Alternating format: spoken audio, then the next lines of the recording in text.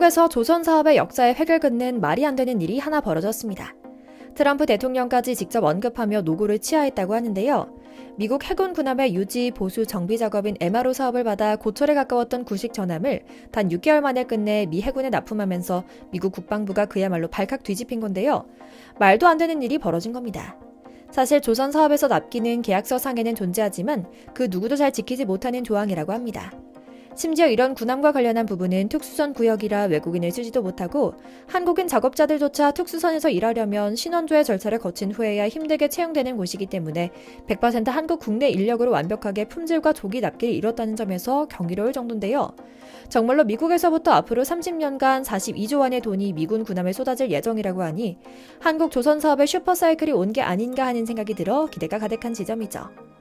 오늘은 우리 조선소에 불어오고 있는 훈풍의 실체에 대해 면밀하게 짚어드리려고 합니다. 먼저 잠시 저희 광화문 브리핑 구독 설정도 부탁드리고요. 미국은 자국 우선주의를 펼치며 관세와 군사 지원 등을 걸고 동맹국 적국 할 것 없이 길들이기를 하고 있습니다. 그런데 유난히 한국에만큼은 특별한 직접 조치가 없는 편입니다. 이유는 간단합니다. 부동산 사업가 출신인 트럼프는 결국 한국이 가진 카드들이 미국의 이익이 되기 때문에 건드리지 않는 건데요. 그럼에도 진보 언론들과 중국 스파이가 의심되는 사람들은 비판합니다. 자동차에 관세 때리고 철강에 관세 때린 거 아니냐? 반도체는? 이라고 말이죠. 자, 보시죠. 자동차는 이미 미국에서 만드는 차는 대부분 다 미국 내 알라바마와 조지아 공장에서 생산하고 있습니다. 관세? 당연히 없습니다. 철강이요? 이미 중국산 덤핑 제품의 우리 제품 가격 경쟁력은 떨어진 상태입니다. 하지만 뒤에 말씀드릴 것처럼 한국 조선 사업의 성장은 우리 철강 산업과 함께 부활할 겁니다. 반도체요? 말할 것도 없습니다. 반도체의 직접 타깃은 대만입니다. 이미 삼성전자는 미국의 연구소와 각종 생산기지를 마련해뒀죠. 이처럼 한국은 트럼프의 관세 폭탄이 비껴가면서 오히려 실리를 취하고 있는데요. 조선 사업도 마찬가지입니다. 당장 미국은 중국산 선박에 톤당 무려 $1,000의 통행료를 부과할 예정입니다. 동맹국에 참여하지 않을 때는 보복을 선언하기도 했는데요. 이건 중국 조선업, 그러니까 상선 기반의 해군 군함 건조를 견제하고 철광석과 석탄 가격의 수입 가격을 올려서 중국 철강을 고사시키려는 미국의 전략인 겁니다. 자연히 한국 조선 사업으로 상선 물량도 넘어오고 있죠. 이뿐인가요?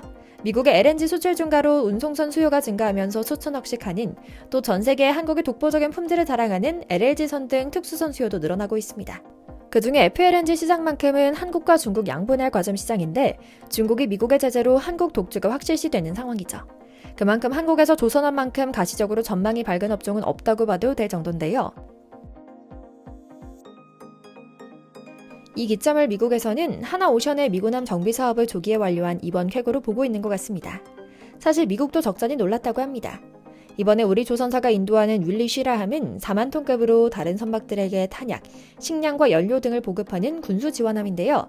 지난해 8월 MRO 사업 수주 이후 9월에 군함이 입항했는데 도쿄에 들어온 지 단 반년 만에 유지 보수 작업을 완벽하게 끝냈다는 통지를 보낸 겁니다. 특히 미 해군도 발견하지 못한 지점을 미리 포착해 주문서 밖에 있던 내용을 수리해서 보냈는데요. 덕분엔 기존 계약의 2배 규모에 달하는 추가 계약까지 체결하기도 했죠. 그런데 이게 참 대단한 겁니다.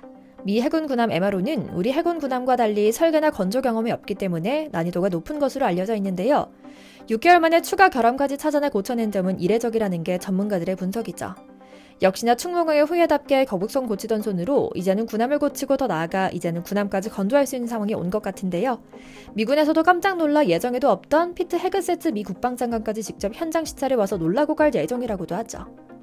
그리고 이제 트럼프 2기 행정부에서 공식 발표가 났습니다. 한국과 미국 간 조선사업 협력 방안이 거론되는 가운데 미 해군이 향후 30여 년 동안 매년 42조 원 규모의 군함을 발주할 계획이라는 내용에 대해 공식화한 건데요.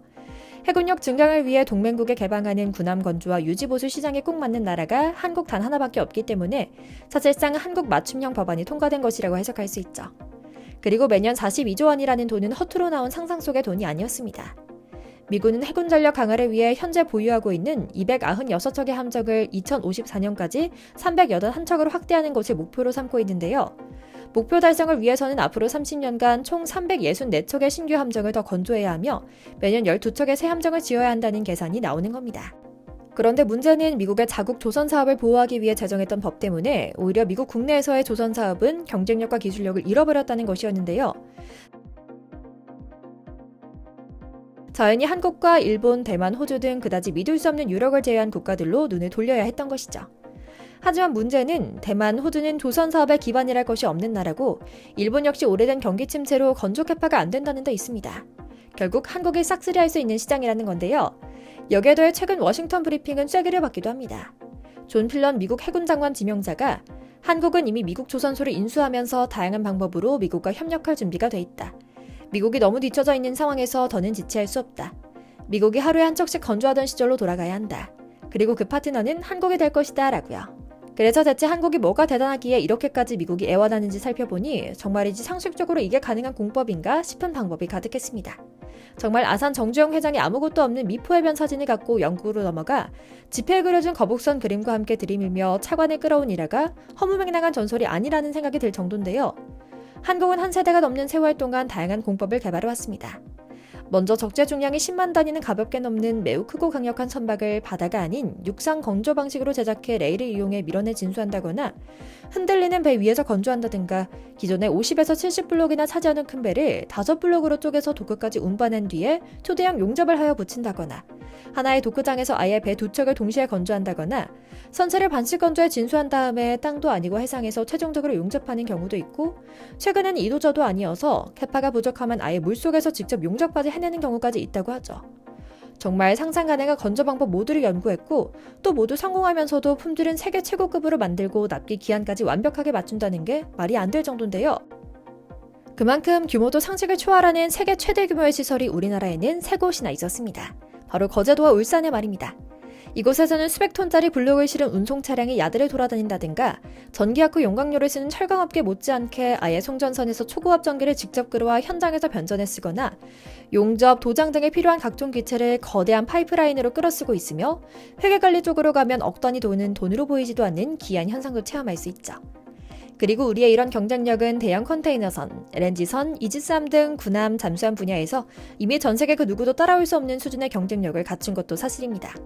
특히 잠수함의 경우에는 그 누구도 제대로 된 기술을 전수하지 않았음에도 우리 자체 기술로 개발에 성공해 2차 대전 당시 유보트로 악명 높던 독일군 관계자들마저 경악하게 만들 정도였죠.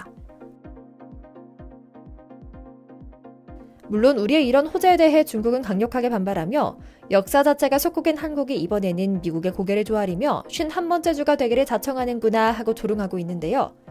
그만큼 이들이 궁지에 몰렸다는 느낌인 것 같아 가뿐하게 무시할 수 있죠. 그러거나 말거나 우리는 우리 갈 길을 가면서 비로소 진짜 우리 혈맹을 찾아 돌아갔다는 생각이 드는데요. 그리고 우리 잠수함을 포함한 건조개혁까지 알려진 사실은 놀라움의 연속이긴 합니다. 분명 여러분 모두 트럼프가 한국에 당장 올해 10조 원, 앞으로 30년간 총액 100조 원가량의 미 해군 전원 검조 사업을 맡긴다는 사실을 알고 계셨을 겁니다. 하지만 핵 잠수함이나 항공모함과 ICBM 등 미사일은 전략자원이라 제외 대상일 것이란 이야기가 많았는데요.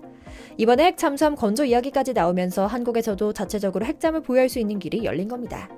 자연히 중국인들은 미치고 팔짝들 누르시겠죠. 우리 한국의 힘과 저력이 바로 이 정도입니다. 우리가 더 강해지고 세계적으로 더 존재감이 강한 나라로 가는 길목에서 우리 내부의 적을 발본색원에서 중국 CCP와의 커넥션을 찾아야 하는 게 아닌가 하는 경계심 품으며 오늘 영상 마치겠습니다. 저희 광화문 브리핑 구독, 좋아요도 부탁드리고요. 오늘도 시청해주셔서 감사합니다.